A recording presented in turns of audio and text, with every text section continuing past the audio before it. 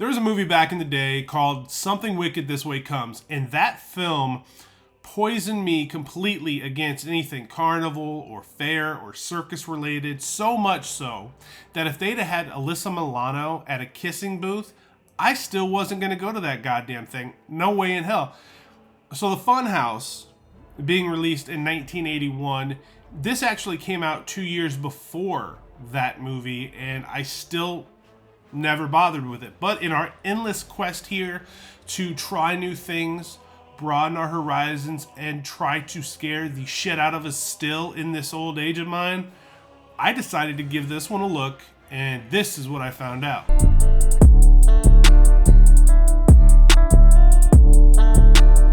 The opening scene here reminded me of Halloween so much that it verged on felony plagiarism, because there is a young woman in a shower and she looks way too young to be naked on camera, but she is naked on camera, and in the room adjacent to her is somebody lurking about, and they're looking at a mask, and then they're taking the mask down and they're putting the mask on, and then we're looking out through the eye holes of this person as they navigate towards the bathroom where this young lady is taking a shower. Shower curtain gets ripped open, girl starts to scream, and a rubber knife is brought down in a stabbing motion on this girl. Now she realizes it's rubber when it catches her body and bends. Knives don't do that. And then she also realizes, wow, this killer's awfully short, rips the mask off, and it is her brother. Now this creeped me out for a lot of different reasons. One, because the brother is just standing there staring at her, and she is completely naked, covered in water. Now, I don't understand what was wrong with the kid. Maybe there was something legitimately wrong with him. I don't know that we got that answer, but he's just standing there and he's just staring. And as somebody that had sisters, older and younger, not a chance in hell. Not a chance in hell. Super gross. Rightfully so. Girl is livid, swears at him, swears she's going to get him back. She is going to make sure he pays for this. And in fact, the carnival that he wants her to take him to, she ain't doing that now. He just ruined all chances of that happening. Instead, she winds up going off to this carnival with this brand new boyfriend of hers, who looks to be 20 years her senior, mind you.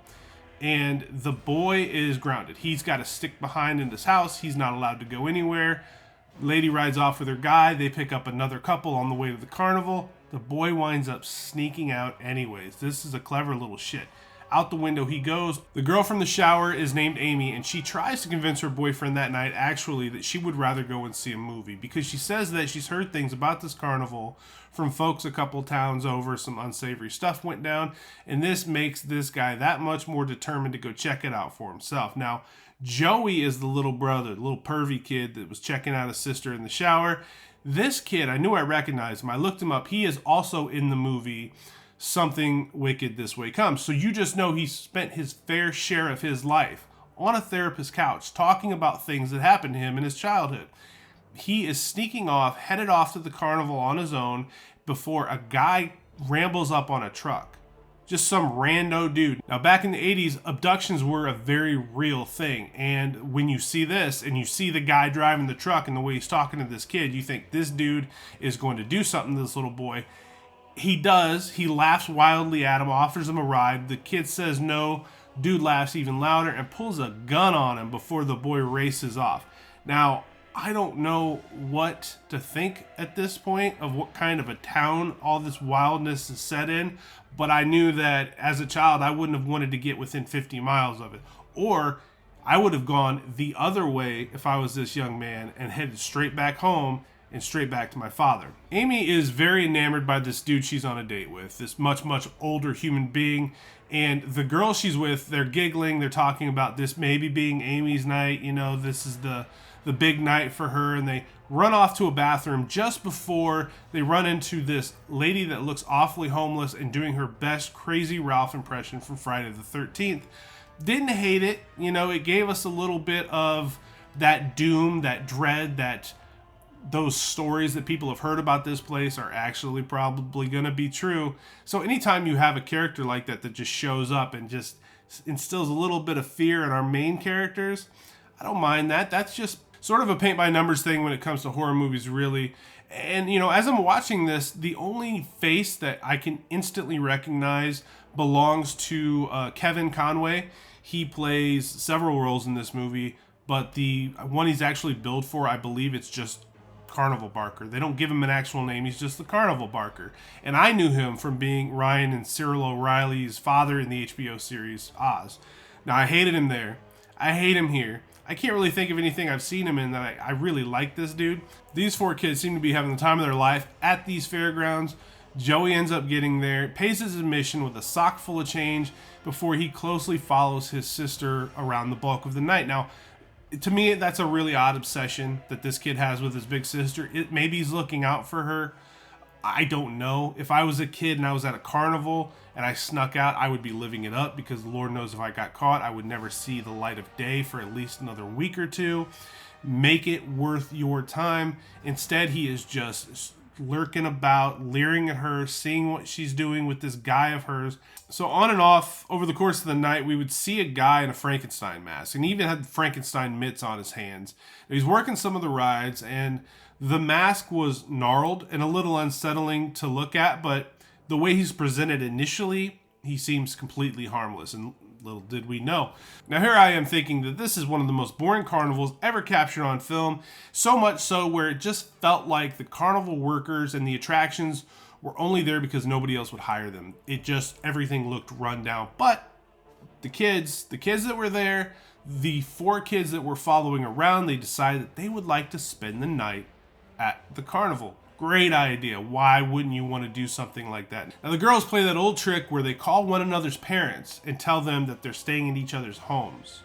And it's a classic move, right? And the guys, while they're doing this, the guys are stoked. They think they're in, done deal. So they climb inside one of the rides, goes into the Funhouse, and then they climb out and find a cozy spot to do their thing. So with everything closed down, Joey decides he's going to sneak back into the carnival because he never saw his sister leave. And his sister, on the other hand, this girl has no problem with her rack being out on film because she's laying there above a room. They're up in an attic of some sort. And she's just going at it with her boyfriend. They're making out like crazy. She's topless, and a few feet away are the other couple doing pretty much the exact same thing. Now, I'm no prude, but they have no inhibitions, and we're kind of led to believe that she is a delicate little flower. Not so much the case. She's out there having a good time, and then they notice somebody enter the room beneath them, and then they start to get a little pervy, a little peeping Tom, and they look down through the slits to see the guy in the Frankenstein getup, and the fortune teller pays this girl a hundo, finishes a little too fast with some of her sleight of hand techniques, and then the dude freaks out when she tries to leave. She says, "Sorry, bud, you paid, you're done, I'm out." And with the 4 kids watching, this guy winds up killing the fortune teller then and there. This is where everything gets real for the horny teens.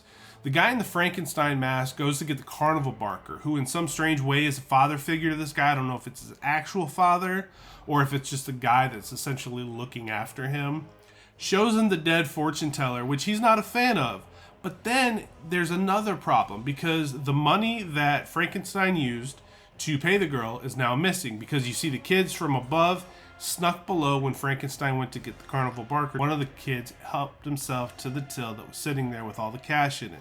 So now obviously there's a huge problem, because money is money, and these guys do not want to get ripped off. Never mind the dead body right there. You just took a couple $100 from us. Now you're public enemy number 1.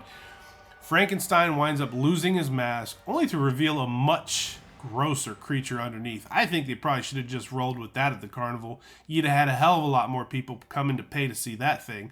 And then a goddamn lighter falls through the ceiling boards, down into the floor, right for the Carnival Barker to see, thus giving away the teen's position. Now, everything else in the movie is basically the 4 kids being hunted by the Carnival Barker and whatever that creature is, while they try to figure out how to escape the Funhouse. Now, Joey is still trying to find his sister from the outside. One by one, though, we see these kids picked off, and it doesn't take long because there's only 4 of them. There's some pretty tense scenes, though. For example, the girl that isn't Amy, and I apologize, I didn't catch her name, and I didn't go to look back to find it, but she's trapped in a corridor where there is a giant fan moving way too fast for her to sneak through the blades. And then, of course, at the other end of the hall comes the creature-like thing, and she tries to seduce the guy. I mean, she puts the moves on him, thinking that because she just saw how horny this thing was, she might be able to trick him and slip away. doesn't work. He's not happy, he's not amused, and he already finished earlier, so he doesn't care at this point. Middle of the road horror film, though, I gotta tell you, it's okay. It's good for like one of those Sunday afternoon watches when you don't have anything else to do and you're just laying around in your room and your mom lets you watch Cinemax and boom, the Funhouse is on. For some reason, I thought the movie would end with the girl in the shower again, the door opening. She thinks it's her little brother fucking around again, only this time it's the creature getting his get back. That's what I thought was going to happen, and I usually pride myself on being able to predict formulas for these movies. Threw me a curveball here, though. It didn't end like that. 6 out of 10, like I said, middle of the road. I still don't like carnivals. And the girl in the movie, I don't mind nudity. Come on. Nobody minds nudity in horror movies. She just looked way too young for all that. Not a fan of that. Aside from that, though, not a bad watch. It's definitely worth checking out if you're on Tobe and you need something to watch and you got to kill a little bit of time. What the hell? Throw it on. Give it a shot. It's not as good as Something Wicked This Way Comes, though. Maybe we'll cover that when we cover that. Like I said, I don't like going back to those movies because some of those people really freak me out.